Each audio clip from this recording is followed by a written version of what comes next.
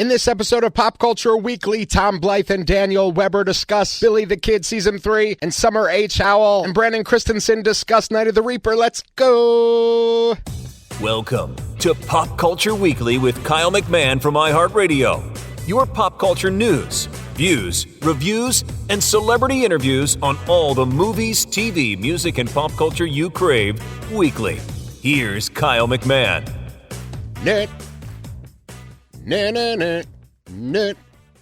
Hello and welcome to Pop Culture Weekly with Kyle McMahon. I, of course, am Kyle McMahon, and this is the show where I, somehow trick celebrities into spending time with me, and you get to eavesdrop.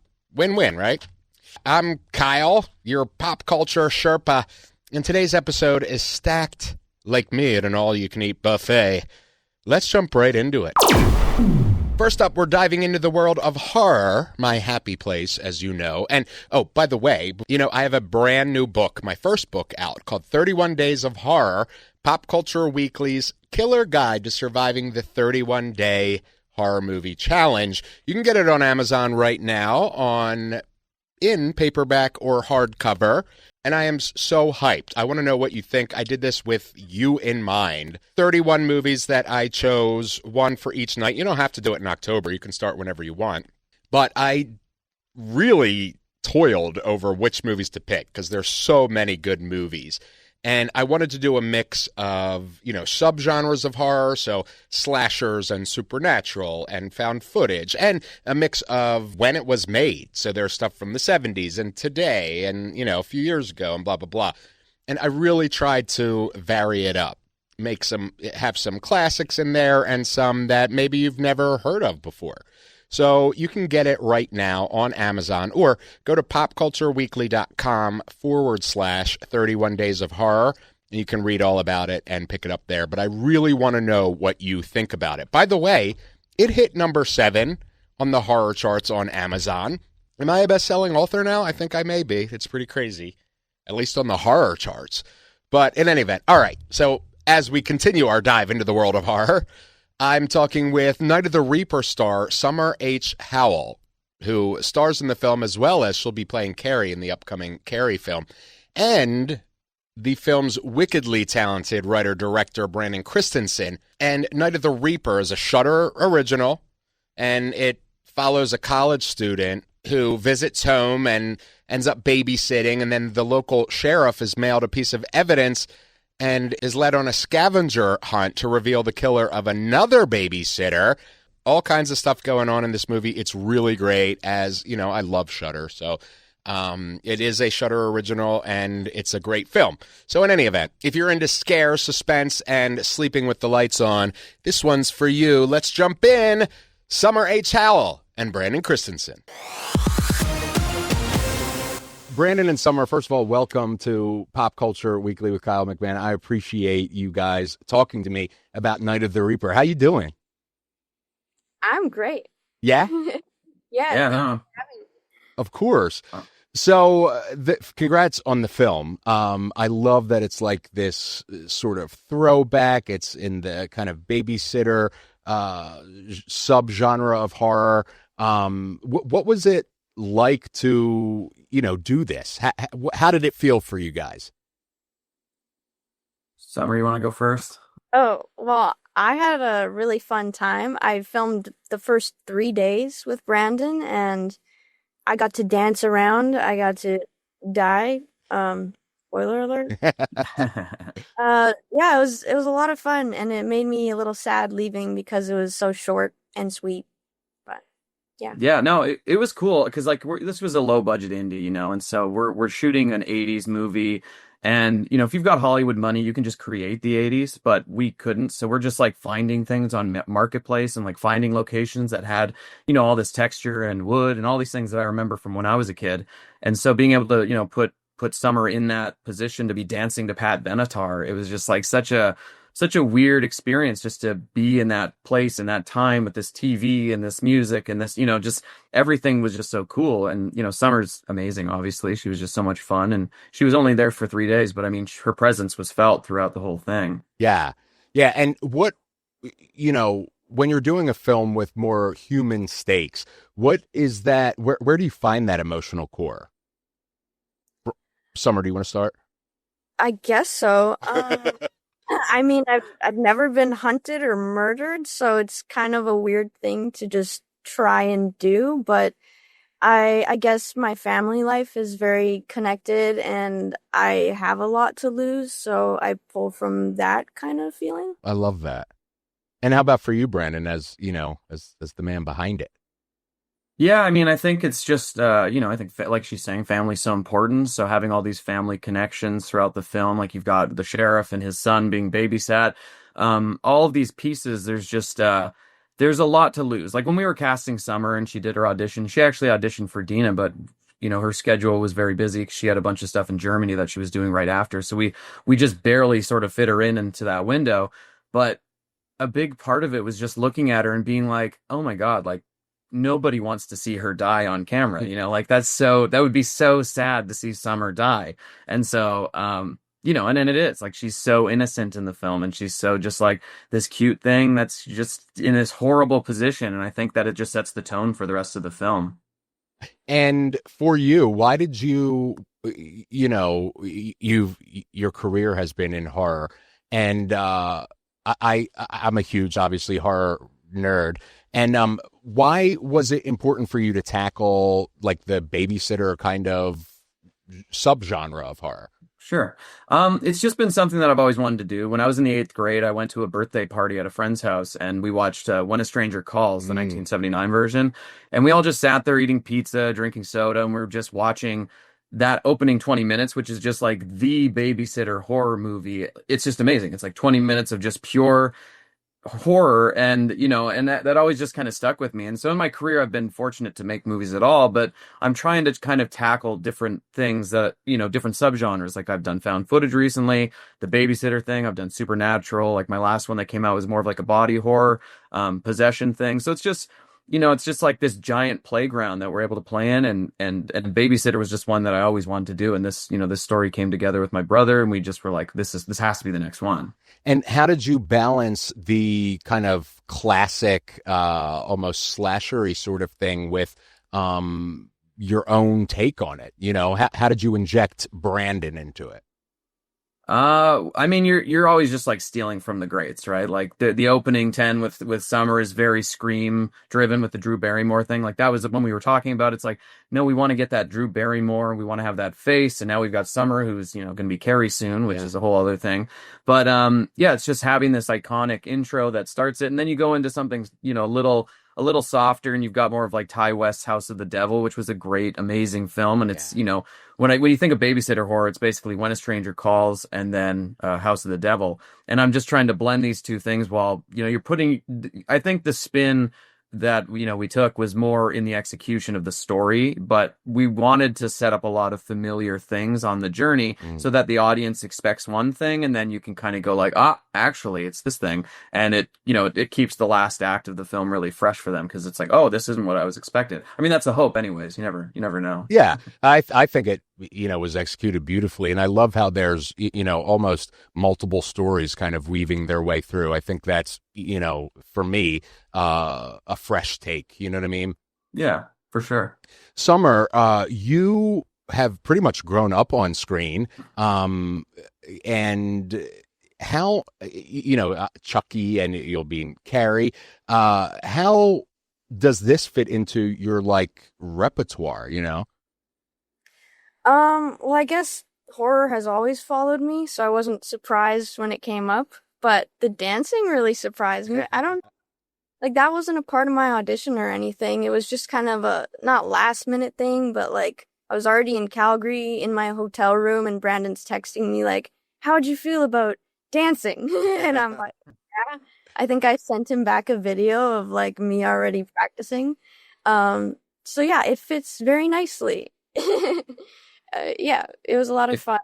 Yeah, if I can jump on that, the script only said she turned on some MTV, something catchy, and then she snoops and finds cigarettes, and that's basically all the script said. But then we had a music supervisor, Natasha Dupree. She sent us this list of music, and we were like going through, there's like 25 tracks that we could afford, which wasn't a lot. But then, we're looking at things from like Flock of Seagulls and all this stuff. And it's like, oh, this is really cool. But then when she sent a second list, it had Pat Benatar on it. And I was just like, oh my God, this could be just like, we could shoot this like a music video. And so I sent Summer, I was like, can you dance to this? Will you dance to this? Because you never know. And then that basically her third day was almost entirely just shooting a music video. Like she's dancing, we're choreographer, we had music playing back with the whole thing so she could dance to it. But we did a 22-day shoot, and that was by far the most fun. Like it was such a blast to work with her on that. It sounds. Then I got to kill her. Summer, do you see yourself as like a scream queen? I guess so. I'm seeing a lot of people online calling me that now, so I'll take it. I mean, I think it's, and I mean that obviously as a compliment, and I think that the horror community loves scream queens. I mean, I think that you have really captured, a great balance between like an emotional core of your work, along with like just being a freaking awesome scream queen. You know what I mean? Thank you. That means a lot. Wow. Of course. Brandon, you have this reputation for kind of emotionally charged horror. Lots of familial, Mm-hmm. Elements to your work. Is that Sure. conscious? Is that subconscious? How has that come out?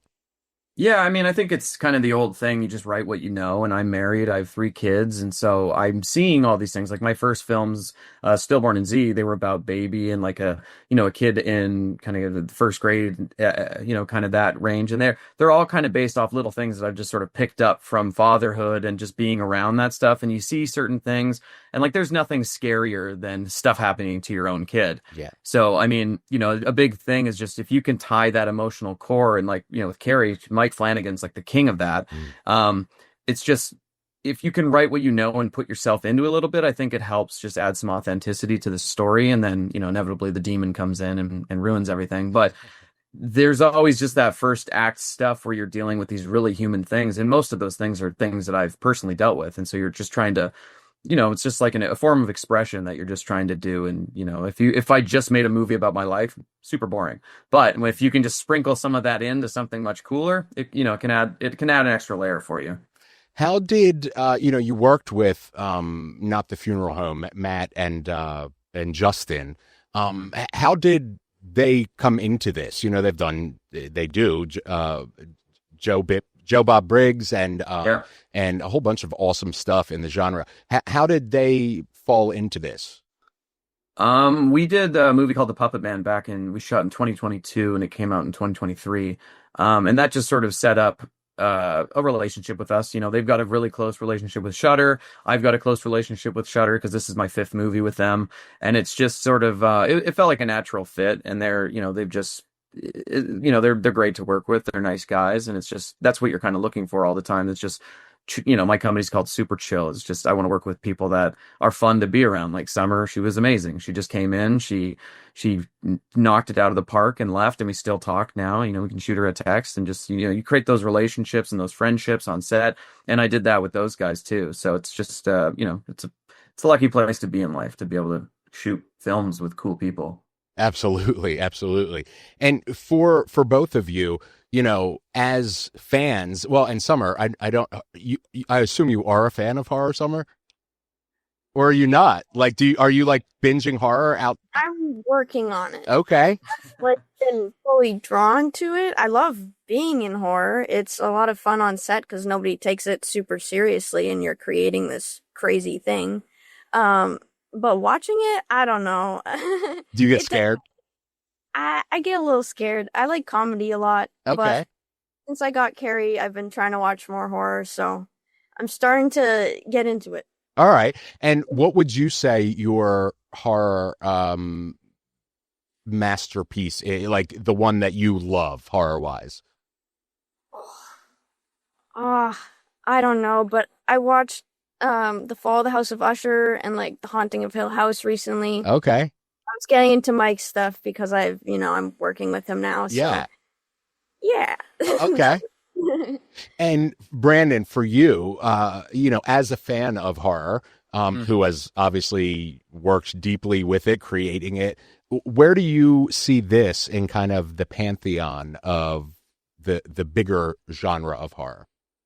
Yeah, I mean, I think the ultimate goal, if I could like wave a magic wand and get my outcome from this, it would be something that people revisit yearly at Halloween, because there's so much Halloween injected in the film. It takes place during Halloween. It's just 80s. It's fall. It's orange. If it could turn into something that people watch, like every year, there's always movies that I'll watch, like Halloween and Trick or Treat and things like that. And there's all same, by the way. Yeah. October 1st hits and they just start going through every day. They start watching something. People make lists and stuff like that. And just being able to crack that yearly tradition list would be so cool. I don't know if that's going to happen. It's such a, but even to be discussed on that level and be like, oh yeah, we know I'm watching Night of the Reaper and Halloween. You're just like, Jesus, like I never, you never see that coming. So, I mean, that would be the ultimate goal for this, for sure. For me, in response to that, for me, I think this will be one that I'll be revisiting every year because it does have that cool vibe. Another one for me that I plan on watching every year is Late Night with the Devil. It just has that cool Halloween vibe, and it's a great movie. Trick or Treat, another one. So this will be in my, annual list. And I appreciate that as a fan. So, cool, man. Thank you both so much for speaking with me. I can't wait for everybody to see Night of the Reaper exclusively on Shudder, which I love as well. Thank you, guys. Thanks so much, man. Of course. Summer Howell and Brandon Christensen. How awesome are they? Night of the Reaper is out right now. Go scream your face off and support indie horror while you're at it. All right, taking a quick break to pay the bills. 60 seconds. I will be right back.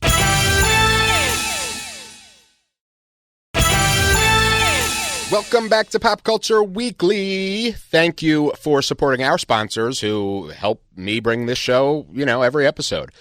Now, from horror to history, we are talking Billy the Kid.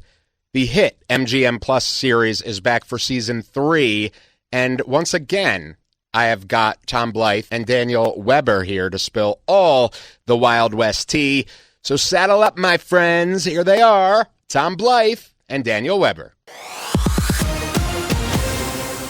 Welcome back, Tom and Dan. I really appreciate it. How are you guys doing? Yeah, good. Good to see you, man. Good to see you guys. So congratulations on the series. This is the third and final season. What does it feel like closing the book on, something you've worked on for so long? This is to both of you. This is tough. Yeah, this one was actually tough to say goodbye to. We've been doing this for 3 years. I've never been on a long running show where you lived in the character or got to know the people.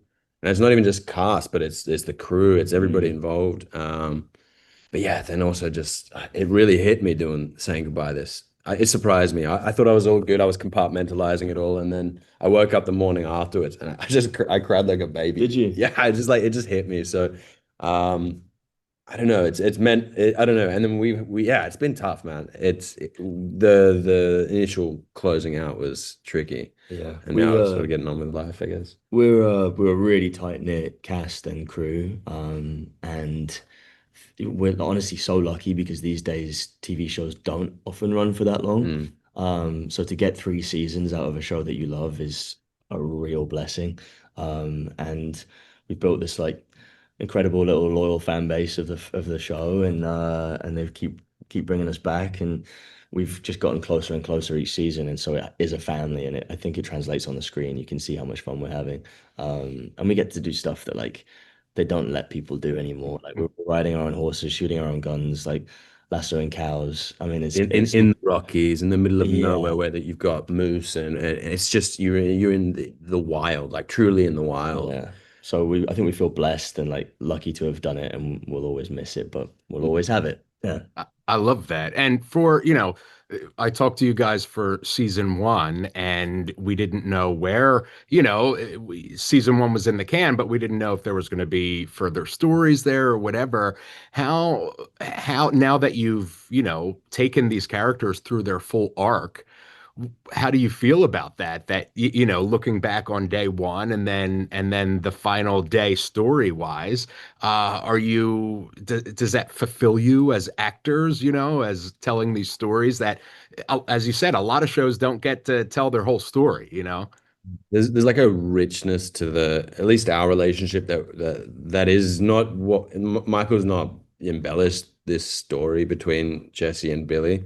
It's something that is part of history, but somehow it's really become like it's the headline characters in history are sort of Pat Garrett and Billy the Kid, and Michael's fleshed out this other relationship dynamic that has never been on screen before. And it's really personally really gratifying getting to chart the whole course of that. I think if we'd stopped after season one, it would have been, you know, a tiny part of the story, because really I always saw this as three chapters of the friendship and then the rival, it's this bitter rivalry throughout the Lincoln County War.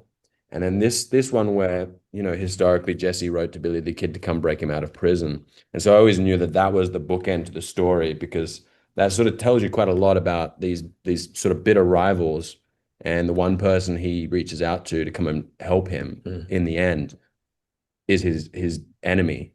So that sort of complicated, you know, reluctant brotherhood that these two have has been really cool to try and chart. And the end of this season, we got it to a place where I think we were really, it was great to do, because it has been so much fire for us, and navigating these characters on set. And by the end of they're a team and they're partners. And so we got to have a bit of catharsis in the sense where we got to really work as a team in a sort of traditional duo character mythos, like the Butch Cassidy and Sundance Kid, or True Detective, or Thelma and Louise, like that sort of, you know, they're misaligned characters. They have different worldviews, and that's what a big part of the conflict is. But that's the part that's so much fun to try and play. Mm. And sorry. For you, Tom, you know, there's been so many portrayals of Billy in film and TV and books and comic books. And how has your interpretation over, you know, the past 3 years changed of him, if it has? Yeah, I mean, I've not watched any of the others. I hadn't seen any of them when I started doing Billy, and then I chose not to watch any because I didn't want to mimic anyone's performance or do an imitation. I wanted this to be our version, my version. Um, my understanding of him has changed over 3 seasons. I think, you know, there's almost like three distinct versions of Billy each season that we've gone through. And the first is season one, he's kind of lost. He's like a lost boy. He loses his family and he's on the road all the time and he's moving from town to town, state to state. And he is searching for something and he's searching for himself within the kind of like terrain he finds himself in.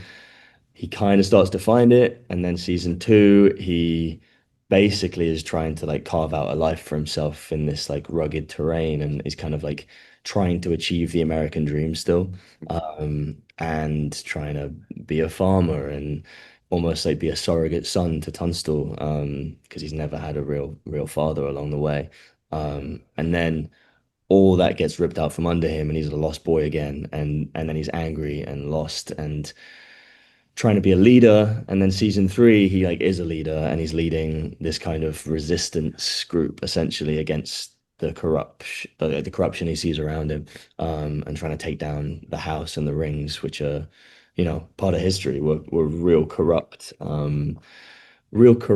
groups that were like very much forming America at the time. And so yeah, in season three, he's like Che Guevara. He's like a resistance figure. He's like a guerrilla warfare expert.